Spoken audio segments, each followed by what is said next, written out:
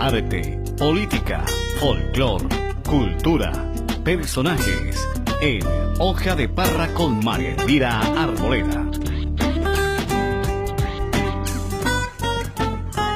Señores, seguimos con más Hoja de Parra y esta charla es muy importante porque escuchamos las voces desde todos los puntos políticos, desde todos los sentimientos, desde todas las opiniones y se trata de eso nuestra labor.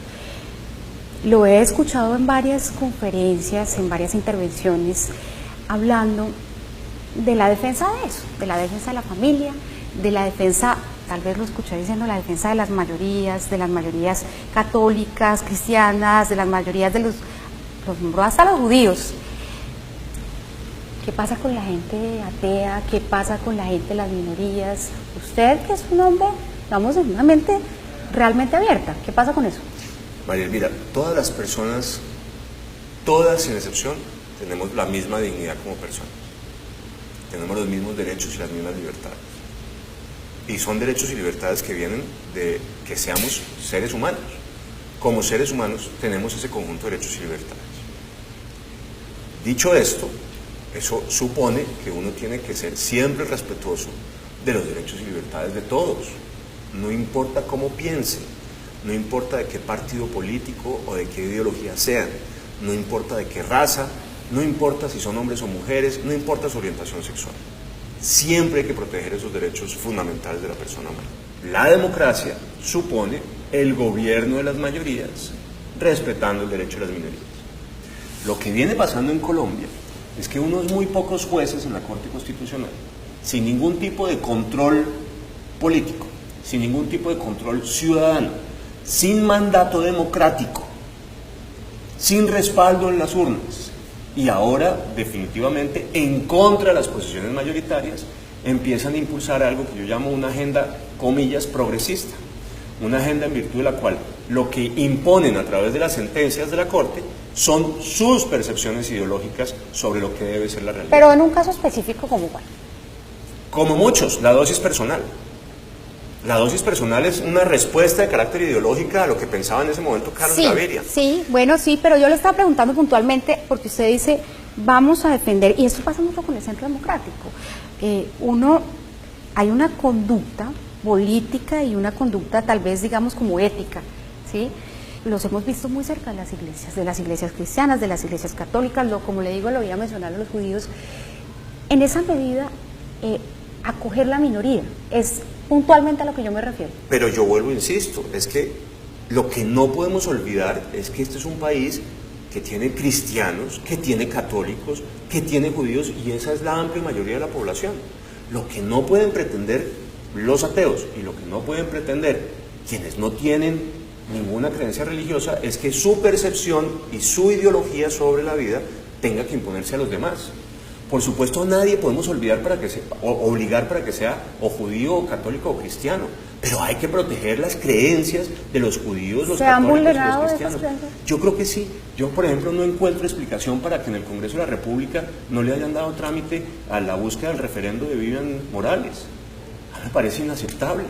¿Cómo es que Vivian Morales hace una tarea enorme con un grupo de equipos, consigue millones de firmas y pide, preguntémosle a la gente qué piensa sobre estos temas, y entre el presidente de la República y unas minorías en el Congreso terminan bloqueándole la posibilidad a la gente que se exprese sobre un tema en particular? Mi punto es que no puede ser que unos jueces obliguen a todos los ciudadanos a caminar por donde ellos creen que va a ir el mundo. No, en una democracia tiene que ser posible que en los temas más sensibles como estos se le pregunte a la gente, y usted y todos los que están en este estudio y todos los televidentes puedan expresar su opinión sobre un tema que es especialmente sensible. Lo que no es legítimo, y ese es un ejercicio constante en este gobierno, pero permanente, es el irrespeto a la voluntad popular y a la democracia. Pasó en el plebiscito, gana el no en el plebiscito, y el presidente, con unas mayorías en el Congreso que no responden a la mayoría del pueblo y con un respaldo en la Corte Constitucional, se pasa por la faja la voluntad popular expresada en el plebiscito. Yo creo en la salida negociada del conflicto armado, pero no así. O sea, el costo de la salida negociada del conflicto armado no puede ser violar la democracia y romper la confianza ciudadana. Porque ¿qué es lo que le está pasando al ciudadano de hoy? Lo que le está pasando al ciudadano de hoy es que ya no cree en los políticos y ya no cree en las instituciones. Primero el presidente Santos se elige con unas banderas y las traiciona. Y eso ya supone un quebrantamiento de la confianza entre el elector y el político. Llega el plebiscito y un plebiscito que se inventa él, cambia las reglas para favorecerse a él, baja el umbral del 50 al 13% de los votos, entre otras muchas cosas, con toda la propaganda, con toda la publicidad, con todos los partidos políticos, con el Papa, con el Cardenal, con todo el mundo del juego, pierde y en lugar de respetar el resultado, como ocurrió en Italia, se fue el primer ministro, como ocurrió en Gran Bretaña, perdieron el Brexit. Aquí no, aquí, con unas mayorías en el Congreso y con una Corte Constitucional, se vulnera totalmente la voluntad popular. ¿Qué es lo que supone eso? Una crisis de confianza con el Ejecutivo, pero también con el Congreso y también con la Corte Constitucional. Esos son los costos de este proceso de paz que no tendrían que haber ocurrido.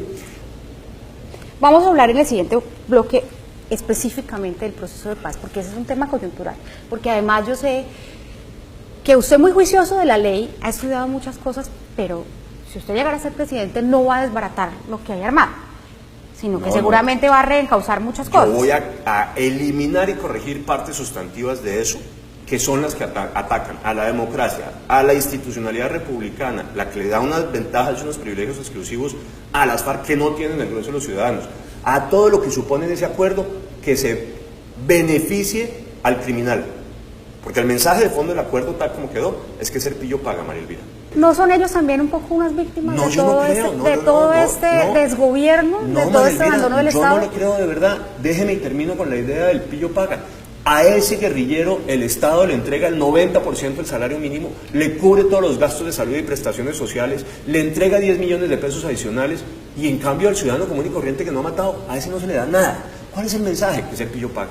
Que una persona común y corriente quiera hacer política, si cometió un delito cualquiera común, no puede hacer política. Si usted es guerrillero de las FARC, sí. Y yo al final termino con el tema de las víctimas. Yo creo que esa idea de que es que las FARC son las víctimas del conflicto, que también son víctimas, lo que hace es diluir la responsabilidad. Y me parece fatal. Que tenemos que ser generosos, de acuerdo, para que dejen de matar. Generosos en el perdón, ¿no? También. Sí. El perdón es una actitud personal. Sí, es una actitud personal. Cada cual verá si perdona o no perdona. Yo allá no me meto, habrá gente que decide no perdonar.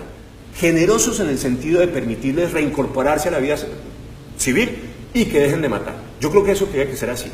Lo que no me parece correcto, y yo vuelvo a insistir, María Elvira, es el mensaje que está en los acuerdos, que es que para que dejen de matar se les concede lo que no ganaron matando y que para que dejen de matar se les premie como no se premia al ciudadano común y corriente. Eso es lo que me parece inaceptable. Se nos acaba este bloque. Vamos a iniciar el siguiente hablando de algo que es fundamental para entender lo que estamos hablando, y es que Colombia es como dos países. Las regiones son una versión de ese país y la capital es otra. Y lo que pasa en las regiones, en comunicaciones, en cultura, en desarrollo, está allá muy aislado del resto de Colombia. Y por eso es importante este debate y este ejercicio. No se muevan, ya regresamos.